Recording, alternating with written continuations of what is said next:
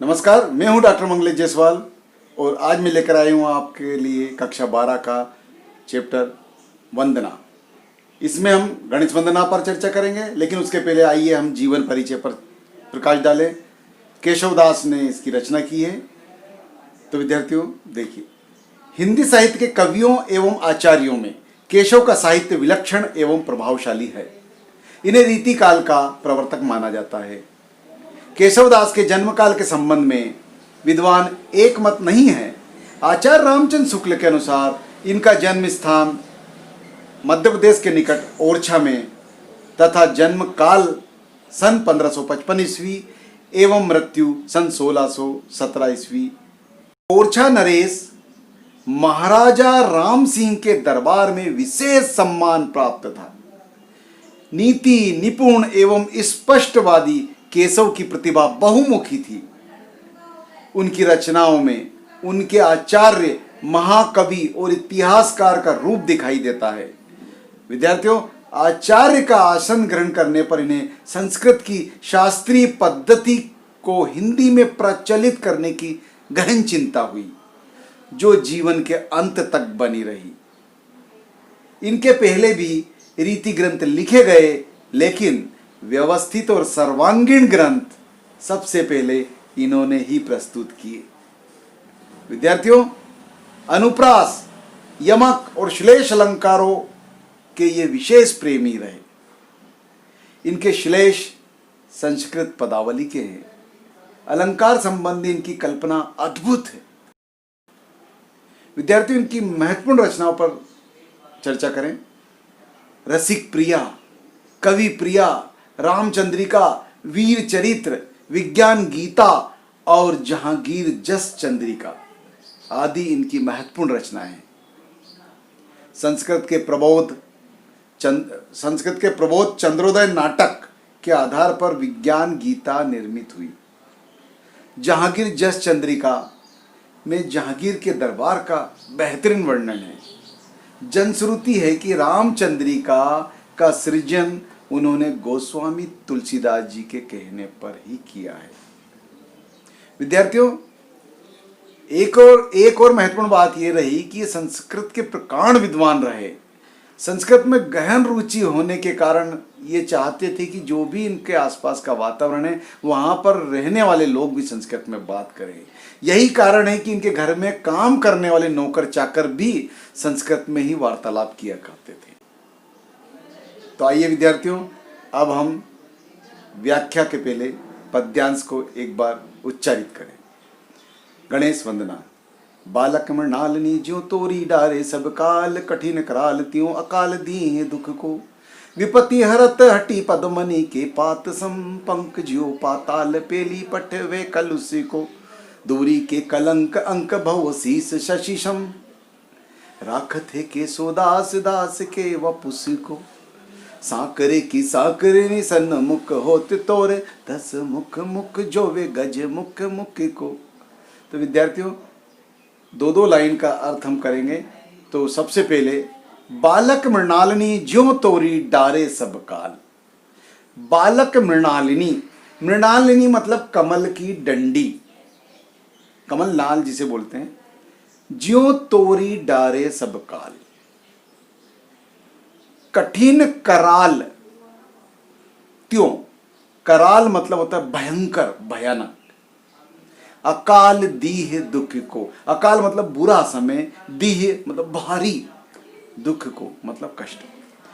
विद्यार्थियों, गणेश वंदना में गणेश जी के यश कीर्ति का बखान करते हुए ये बताया गया है कि गणपति बप्पा अपने भक्तों का, अपने दास का कैसा भी कष्ट हो, चुटकी में दूर कर देते हैं। बालक जिस प्रकार कमल की डंडी को आसानी से तोड़ देता है, ठीक उसी प्रकार गणेश जी अपने भक्तों के कठिन से कठिन विपत्ति को पल भर में दूर कर देते हैं। विपत्ति हरत हटी पद्मनि के पात सम। विपत्ति मतलब कष्ट, हरत मतलब हरना, हटी मतलब जिद। पद्मनि के पात, पद्मनि के पात मतलब कमलिनी के पत्ते, सम मतलब समान। पंख ज्यों पाताल पेली पठवे कलुष को। पंक मतलब कीचड़, ज्यो पाताल अर्थात जमीन के अंदर नीचे गहराई में, पेली मतलब धकेल देता है, पठवे कलुष को, कठिन से कठिन कष्ट को भी। तो विद्यार्थियों इन दो पंक्तियों की व्याख्या इस प्रकार है। विपत्ति हरत हटी पद्मनी के पात सम, अर्थात विपत्ति को हरने वाले, हठी जिद्दी, पद्मनी के पात, पद्मनी अर्थात कमलिनी के पत्ते सम,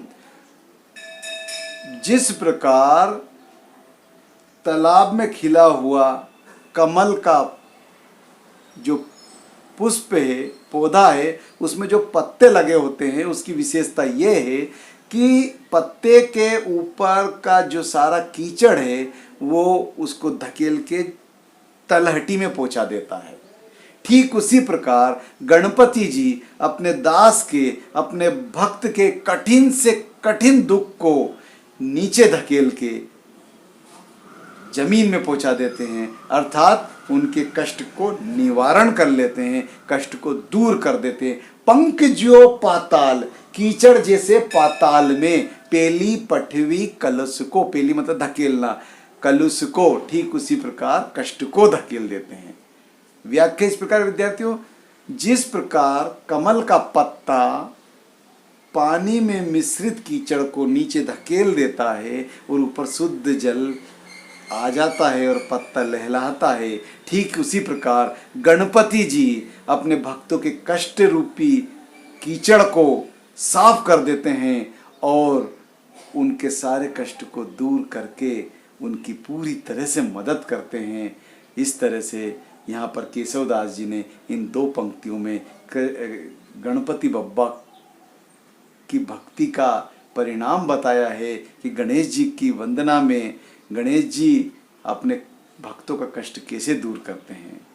अब आगे की दो लाइन, दूरी के कलंक, अंक, अंक मतलब गोद, भव शीस, भव मतलब शिव शंकर भगवान, शीस यानी कि सिर, शशि चंद्रमा, सम मतलब समान, राखत है केशवदास, दास के बपुस को, बपुस मतलब शरीर होता है, देह। विद्यार्थियों यहां पर थोड़ा ध्यान देने वाली बात है, दूरी के कलंक अंक भवशीष शशि सम, राखत है केशवदास, दास के बपुस को। यहां पर जो शुरू की लाइन है, दूरी के कलंक अंक, इतने के बाद राखत है केशवदास दास के बपुस को, इस तरह से इस लाइन को लेंगे। दूरी के कलंक अंक अर्थात अपने भक्तों के कलंक को दूर करके, अंक अर्थात गोद में, राखत है केशवदास दास। केशवदास जी कहते हैं कि उनके दास को वो अपनी गोद में बिठा लेते हैं, कष्ट दूर करके, के बपुस को अर्थात उनकी देह को। अब जो लाइन है उसका पिछला हिस्सा, भव शीस शशि सम, ठीक उसी प्रकार जैसे शंकर भगवान भव यानी कि शंकर, शीस यानी कि सिर पर, शशि यानी चंद्रमा, सम, ठीक शंकर भगवान जिस तरीके से अपने सिर पर चंद्रमा को निष्कलंकित करके धारण कर लेते हैं, उसी प्रकार गणपति जी भी अपने भक्तों के कष्ट को दूर करके उन्हें अंक राखत है केशवदास दास के बपुस को, उनकी देह को अपनी गोदी में बिठा लेते हैं। अर्थात गणपति जी अपने भक्तों के कष्ट को दूर कर देते हैं, ठीक उसी प्रकार जिस प्रकार शंकर भगवान चंद्रमा को निष्कलंकित करने के पश्चात अपने सिर पर धारण कर लेते हैं। अर्थात जो भगवान की शरण में चला जाता है तो वो तो यूं ही निष्कलंकित हो जाता है। अब अगली लाइन विद्यार्थियों, सांकरे की सांकरे सन्मुख होत तेरे, सांकरे यानी कष्ट की सांकरनी, सांकरनी मतलब सांकुल, सन्मुख सामने, होत तोरे तोड़ देना। विद्यार्थियों संकट की जंजीर को गणपति जी ऐसे तोड़ देते हैं, तड़ाप, 10 मुख, मुख जोवे गजमुख मुख को, अपना कष्ट अपनी विपत्ति हरने के लिए 10 मुख अर्थात रावण भी, मुख जोवे गजमुख, गजानन जी के चेहरे की ओर टकटकी लगा के निहारता रहता है मुख को, चेहरे को। व्याख्या इस प्रकार विद्यार्थियों, सांकरे की सांकरानी सन्मुख होत तोरे, 10 मुख मुख जोवे गजमुख मुख को।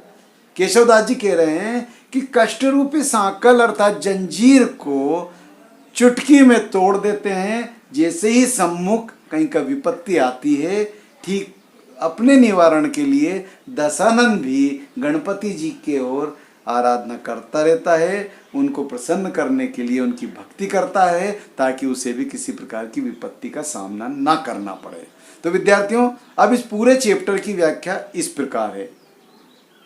बालक मृणाली, ज्यों तोरी डारे सब काल, यहाँ से लेके तो आखिर की लाइन 10 मुख मुख जोवे गजमुख मुख को।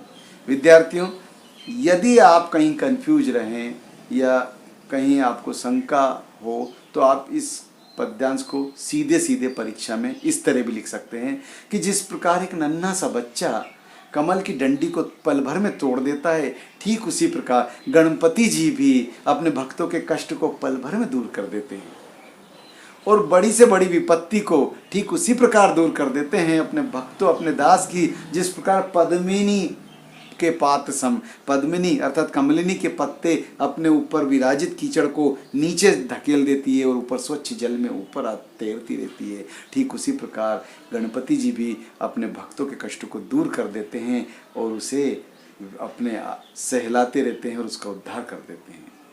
दूरी के कलंक अंक, और गणपति जी अपने भक्तों और शिष्यों दासों को जो भी उनके ऊपर कष्ट आता है, जो भी कलंक आता है, जो भी भारी विपत्ति आती है, उसको दूर करके अंक अर्थात अपने गोदी में ले लेते हैं और उनकी देह को पवित्र कर देते हैं।